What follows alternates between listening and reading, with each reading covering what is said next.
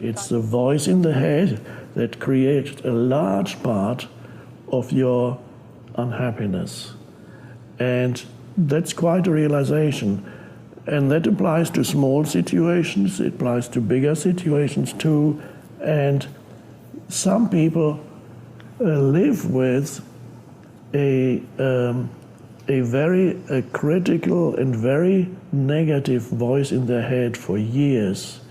They live with somebody, they criticize themselves continuously, some of them, or they criticize continuously other people and situations. There's always something wrong with me or with situations, or they tell themselves stories of how bad my life is, how unfairly I've been treated by life and other people, and I wasn't given a chance, and now it's all over. There's no point in even. I'm too old now to. People carry very unhappy stories around in their head, and they call that my life. There are not that many people who are really happy with their lives. There are more people around who are unhappy with their lives. My life didn't go the way it was meant to go. It didn't go the way I was expecting it to go. Many things went wrong, and so people carry unhappy stories, and they derive their sense of identity from the unhappy story. Not realizing that it's an unhappy story, they call it me and my life.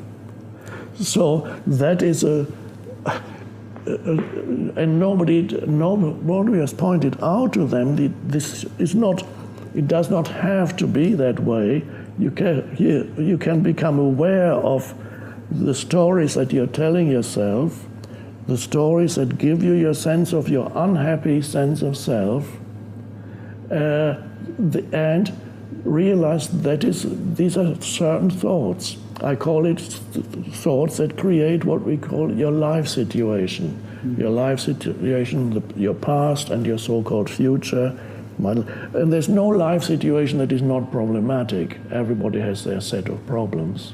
Mm-hmm. Every life situation has its difficulties and its problems. If it's not one thing, it's another. You cannot go through life without experiencing almost continuously problems, the word that I prefer is challenges. You cannot go through life without continuously experiencing challenges, either of interpersonal relationship challenges, close relationship challenges, health challenges, physical challenges, financial challenges, professional work challenges, living situation challenges. There's always something that goes wrong somewhere. So that's only to be expected. But this does not have to evolve into an unhappy story of me and my life. So you're able to differentiate between the story of my life, my so-called life, my life situation, and life. So in The Power of Now, I write about the importance of distinguishing between what is your life situation, which includes all your problems and your past and all those things. That's fine, that exists.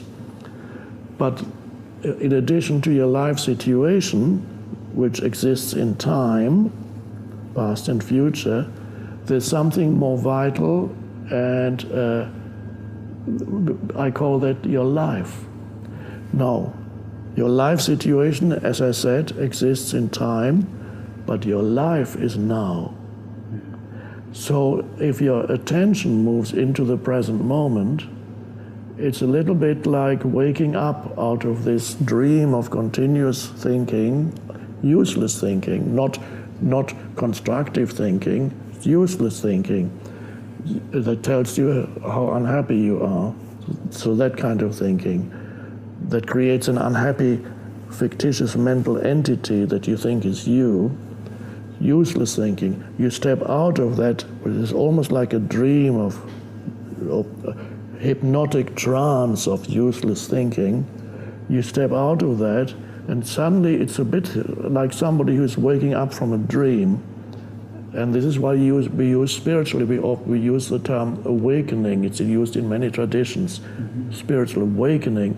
You wake up out of this stream of thinking into the present moment. So you suddenly become alert, and a moment ago you were still thinking about how awful your life is. That's your life situation. Maybe it is awful, but that's an interpretation. There's your life situation. What about your life? What do you mean, my life? Well, this moment is your life. Your life is always this moment. Is there anything wrong with this moment? A question I ask in the Power of Now. What is your problem right now? If you're really present, because you come into the present moment, which is all there ever is. And in this present moment, what is your problem? And then you have to really wake up into the present moment and see, well, right now I'm breathing, I'm sitting here and I'm looking around and I'm seeing a bit of sky and I'm seeing a potted plant and I'm seeing the flowers. It's all quite lovely and it's relatively quiet here. The temperature is fine. And I may even feel that there's an aliveness in my body. I breathe and I feel alive. Every cell is alive. I call it the inner body awareness. You become aware that you're alive in your body. So you're stepping out of your mind, you're stepping into sense perceptions, come to your senses, and you also come into your body. And then you're now in the present moment. That's your life. And yes, of course, you have to deal with the stuff in your life situation, but not be lost in it. You deal with it when the moment comes, when you're able to take action or do something, then you deal with it. But you're no longer lost in it, and you're no longer completely absorbed by this unhappy pseudo-identity that's created by useless thinking. So you come into the present moment. This is your life, and the rest is your life situation. And then after a while you're able to balance.